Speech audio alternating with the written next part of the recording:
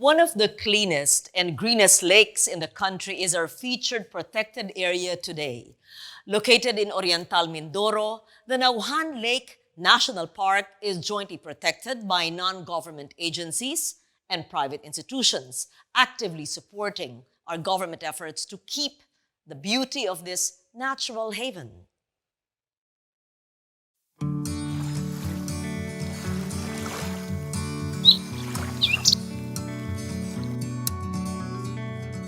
Within the loving embrace of Mother Nature, amid a lush green landscape where birds fly freely over pristine waters, the picturesque Nauhan Lake National Park thrives under the constant watch of concerned local residents.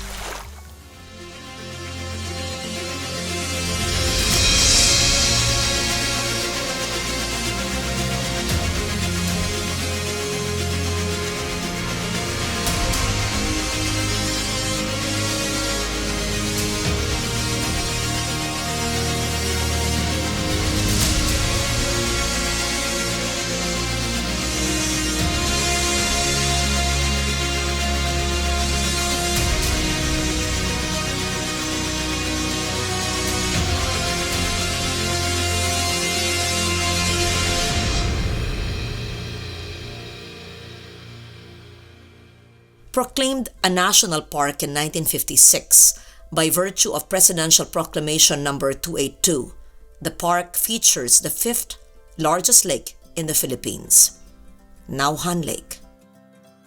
Bordered by the municipalities of Nauhan, Victoria, Socorro, and Pola, in the province of Oriental Mindoro, it covers an area of 21,655 hectares that serves as a sanctuary to hundreds of endemic and migratory species.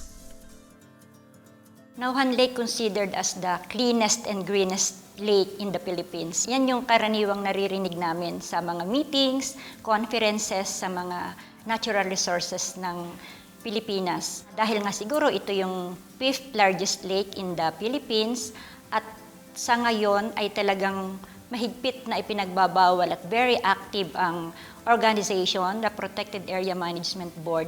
Kung ano talaga yung ipinagbabawal sa protected area ay hindi ginagawa dito sa Nauhan Lake. Kaya napaka-pristine ng lugar at napapangalagaan siya ng husto. Napakaraming hayop at halaman po ang matatagpuan nga po dito. Sa amin pong latest survey na isinagawa, lalo higit po ang kasama po namin ang MBCFI, noong sila po ay nagsagawa po ng latest survey dito taong 2011, nakapagtala po kami ng almost 390 na uri ng halaman dito po sa loob po ng Nauhan Lake National Park. Pagdating naman po sa mga hayop, ay meron po kaming total of 187 terrestrial vertebrates. Kasama po dyan ang ibon, reptiles, amphibians, and mammals. Pag naman po sa usaping lawa po, dito po pumapasok ang usapin na patungkol po sa mga isda. Sa ngayon po ay meron po kaming uri na 30 fish species na naitala po dito po sa Lake Nauhan at 11 po dito sa 30 na ito ay kinikonsider po as migratory fishes na nanggagaling po sila sa karagatan gamit po yung Butas River po natin. Na-declare ito na Ramsar Site, no? Ibig sabihin, isa ito sa mga lugar na napaka-unique, no? We can count as much as thousands of migratory birds in one counting.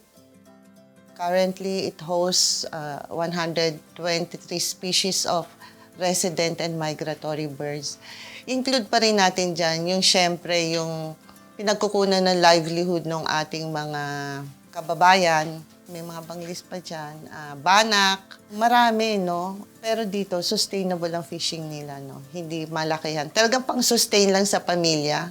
At pag may extrang huli, yun yung naibebenta nila sa labas. So, yung lake ay kasama na sa buhay ng mga taong naninirahan dyan. Ituturing natin siya na wetland of international importance. So, hindi lang pang-community ang kahalagahan niya sa livelihood ng mga tao. Internationally significant siya dahil nga ng mga migratory birds na pag sa ibang lugar ay hindi masyadong malamig, dito sila pumupunta. So when you say Ramsar Site, ito po ay naka-harbor dito yung mga different kind of ibon. Ibig sabihin, ang ibon galing sa ibang bansa, dito rin po na pupunta. At the same time, ito po ay East Asian, Australasian Flyaway, itong lugar na ito. During the time po ng October hanggang March, andito yung mga ibon.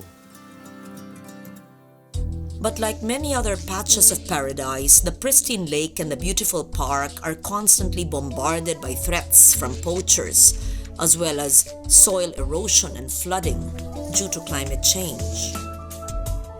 Andyan yung mga illegal activities, trafficking ng mga species. Yung paano pantayin yung economic development versus biodiversity conservation is a major discussion. Sa obserbasyon ko po, ang isa sa pinakamalaking nakikitang issue dito ay ang mabilis na pagdami ng populasyon sa Nauhan Lake National Park. Sa laki ng demand ng population na kailangan mabuhay dito at kailangan din talaga maghanap buhay dito sa Nauhan Lake kasi ang mga taga rito po ay nabubuhay lang sa pangingisda at sa mga produkto na napuproduce sila dito.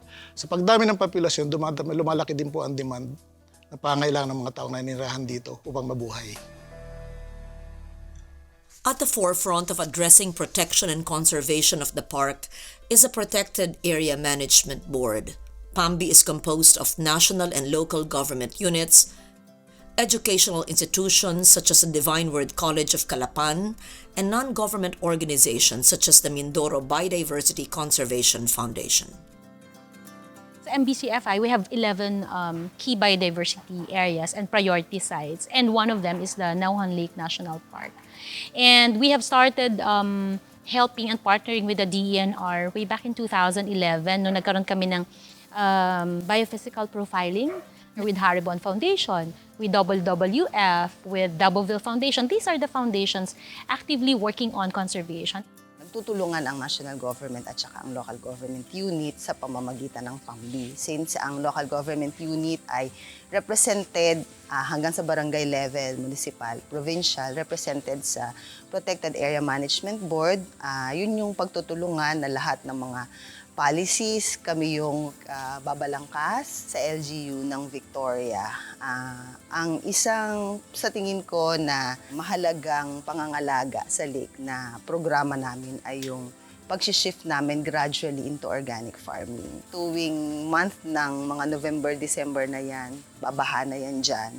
And then pag tagbagyo, lagi na lang kaming nagpapa-evacuate ng mga residents. So, meron kaming relocation program para sa mga willing na ma-relocate na ang aming target beneficiaries ay ang mga taga-lakeside. Ito po yung tinatawag naming Butas River. Ito po ay almost 22 kilometers ang haba po nito under the jurisdiction not only by the Protected Area Management Board of Nauhan Lake National Park but also under the jurisdiction of the local government unit of the municipality of Nauhan. Nakapaloob na ito sa aming annual investment plan ng conservation protection ng Nauhan Lake. Kasama dito ang pag-oorganisa ng mga mangingisda, paglalagay ng Farm Sea or Lake Farm Sea, yan yung Lake Fisheries and Aquatic Resource Management Council, Bantay Lawa. Ito yung mga ino-organize namin para katulong namin. Sila yung aming implementing arm sa community para tulungan at mapangalagaan ang Nauhan Lake. Currently, two-pronged initiatives aimed at actively conserving biodiversity alongside developing livelihood opportunities are being implemented to protect the park. Nauhan Lake National Park teeming with different ecosystems like falls, hot spring, and forest. This is the reason why it became as one destination of ecotourism site in the province of Oriental Mindoro, and the reason why we are promoting the Nauhan Lake National Park as an ecotourism site. Kasama din po sa amin pong ginagawa dito ng aming pong tanggapan ang pagkakaroon po ng birdwatching activity.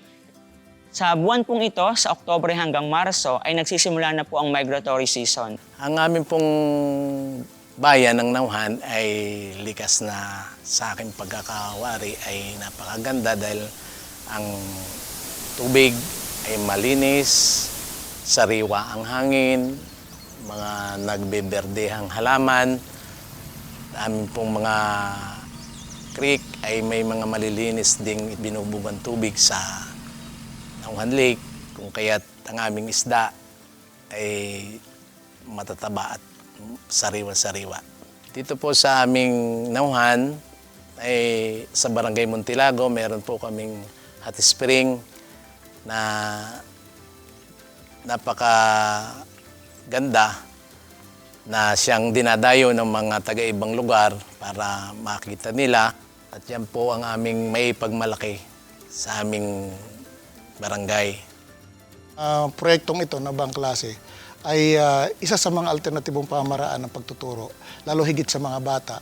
Kailangan siguro na talaga intensify natin ang edukasyon sa pangalaga nitong Nauhan Lake National Park, lalo-lalo na po sa mga paaralan, elementary at high school dito sa nasasakupan ng ating lawa. Ito pong bang klase project ng Nauhan Lake National Park, ito po ay pinagtulungan ng Divine Word Calcio Calapan at saka ng Department of Environment and Natural Resources. Ang ginawa po ng bayan ng Nauhan ay nakipag-ugnayan po sa isang foundation at sa isang NGO para po maturuan yung mga taga-baybay ng lawa ng teknolohiya para po sa handicraft production using water lily. Actually, pinopromote po namin at tinatagurian namin na yung official Nauhania attire is made up of water lily. Stakeholders from both local and national institutions realize that while on one hand protecting our natural capital is extremely important, the creation of livelihood and development of communities surrounding the protected areas should also be part of conservation efforts. Perhaps it is one way to ensure that Nauhan Lake National Park is headed towards a sustainable future. So ngayon po, mayroon po kami na-drop ng bill para ipasa namin yun sa Congress para maging Republic Act na po siyang Nauhan Lake National Park. At the same time, ginagawa rin po namin yun Presidential Proclamation. So ito po nasubmit na namin for review na po para sa Malacanang and then para pirma na po ng Presidente para ma-proclaim siya as Nauhan Lake National Park. Advokasya ang aming ginagawa at umaasa kami sa mga tao na aming nabibigyan ng advokasya para siyang maging daluyan ng mga kaparaanan kung paano pamalaan ng ayos ang ating lawa. And regarding the biodiversity conservation, ito nga, yung pagpapaalam sa mga tao, ano ba yung mga nariritong species, the flora and fauna in the area, ano ang role nito sa environment. Mahalin po natin itong lawa dahil ito ay atin, lalo latigit sa mga Mendoreño at lalo higit sa mga mamamayan na nakapalibot dito. Sapagkat wala na iba magmamahal pa nito kundi tayo din na dito sa Mindoro.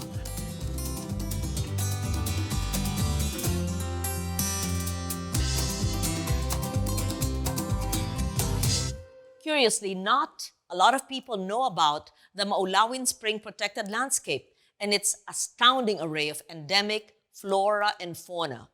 In this small paradise in Quezon, local communities and government work together to ensure its protection and conservation.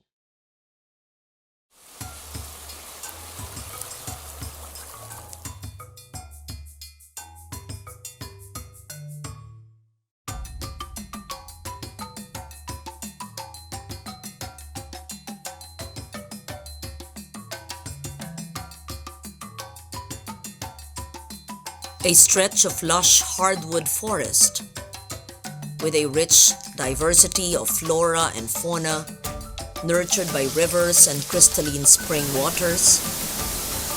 This is the picture-perfect ecosystem that is the Maulawin Spring Protected Landscape. On the southern part of the Philippine island of Luzon, in the municipality of Ginayangan, province of Quezon, sits the Maulawin Spring Protected Landscape. Originally known as Maulawin Spring Watershed Forest Reserve, the park was later expanded and proclaimed as Maulawin Spring Protected Landscape in April 2000 by virtue of Presidential Proclamation Number 295. With the enactment of the expanded National Integrated Protected Area System or the INIPAS Act of 2018 on June 22, 2018, Maulawin Spring Protected Landscape was included in the list of 94 protected areas in the Philippines legislated to receive funding and absolute protection from the national government. Maulawin Spring Protected Landscape ay isang maliit lang na protected area. It is just 183 hectares and it is divided into two zones, the multiple use zone and the strict protection zone. We have recorded through our BMS 256 species of flora and 136 species of fauna.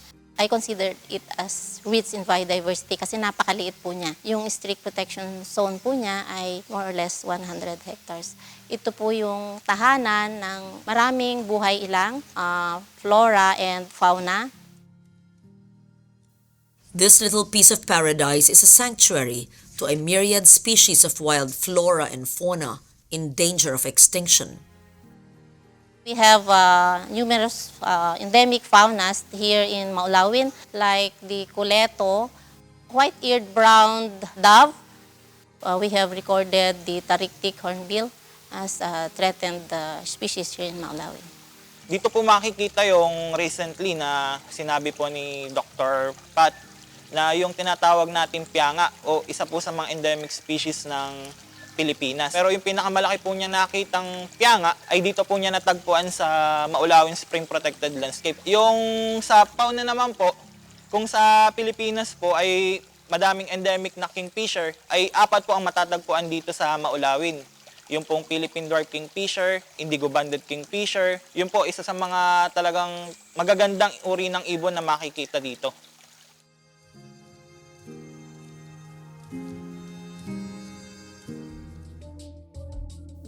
Maulawin Spring provides an abundance of fresh water not only for the area's wildlife but for the whole community of Ginayangan, Quezon.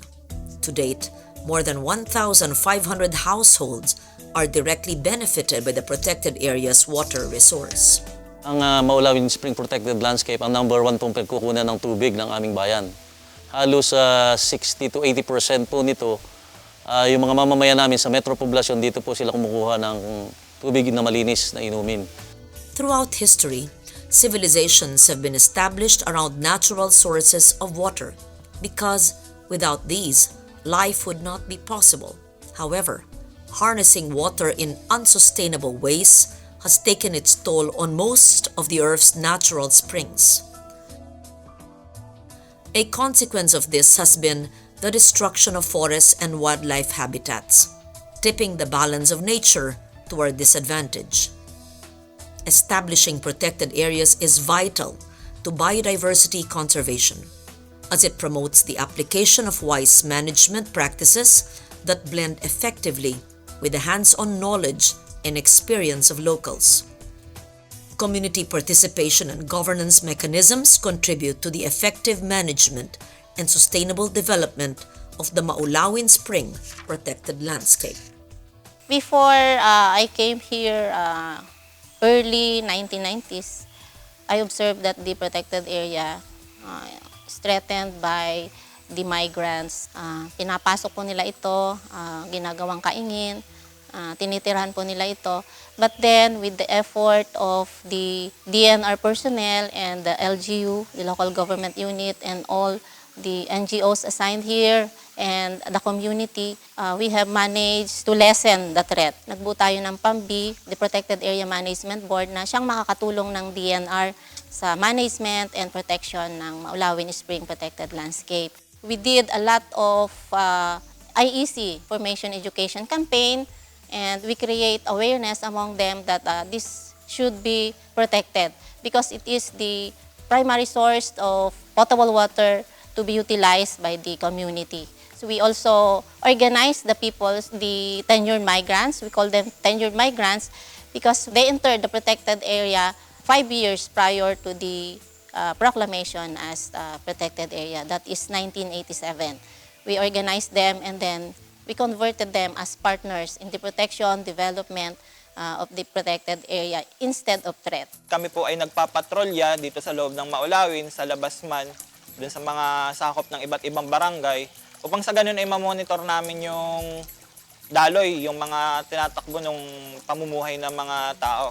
Lalo't higit sa lahat ay isa po ako dun sa mga nagmo-monitor ng ekoturismo dito sa Maulawin Spring Protected Landscape, kung saan ang mga naging tour guide po dito, mga certified tour guide, ay ang ating pong mga nangangalagang tenured migrants mula sa barangay Himbubulo Weste, na sila po ay nag-training para po sa pagkabuhayang binigay ng DENR para sila po ay magsilbing tour guide dito sa ecotourism zone ng Maulawin Spring Protected Landscape.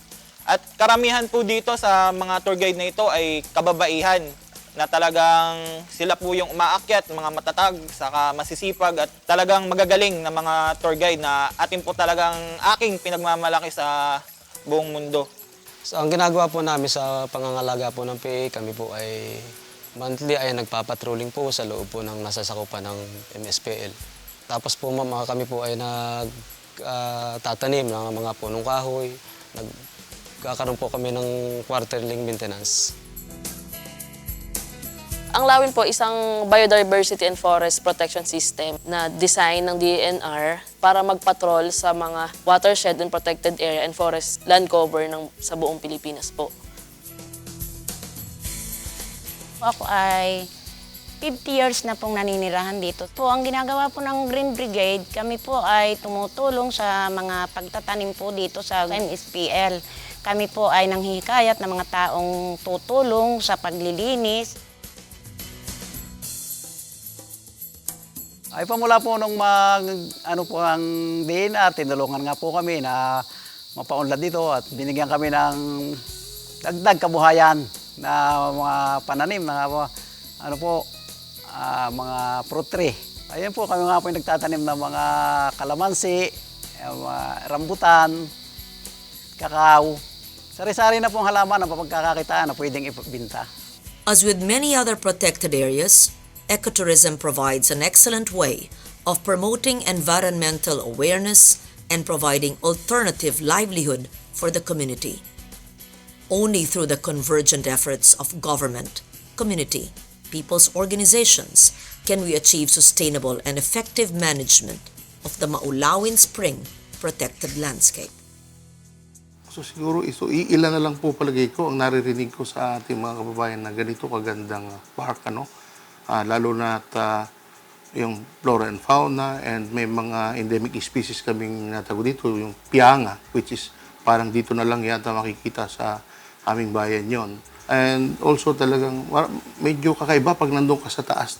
Ang sinasabing mo nakakarating doon, talagang iba ang naramdaman mo pag nakita mo yung kabuuan ng MSPL, lalo-lalo ka doon sa view deck. Sana po bisitahin, puntahan natin itong MSPL sapagkat medyo marami kayo makikita na hindi makikita sa inyong mga lugar.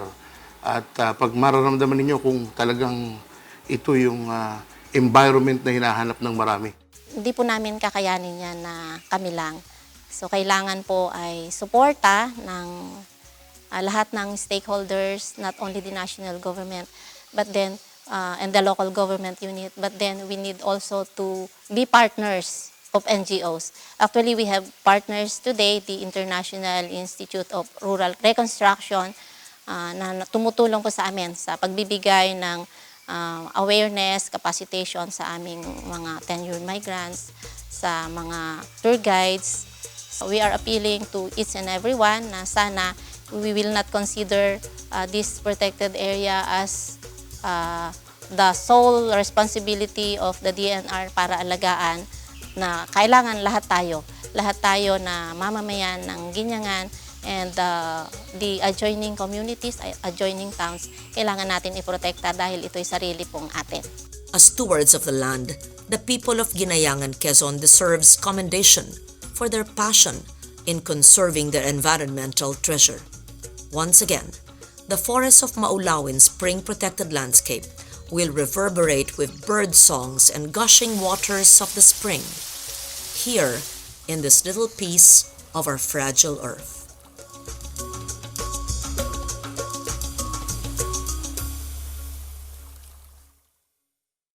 Is it enough to just learn about the protected areas? Or do we need to do something more concrete? Let us be vigilant and supportive of all efforts to protect our environmental treasures and inspire the younger generations. It's our turn to take a stand. Our fragile earth is in our hand.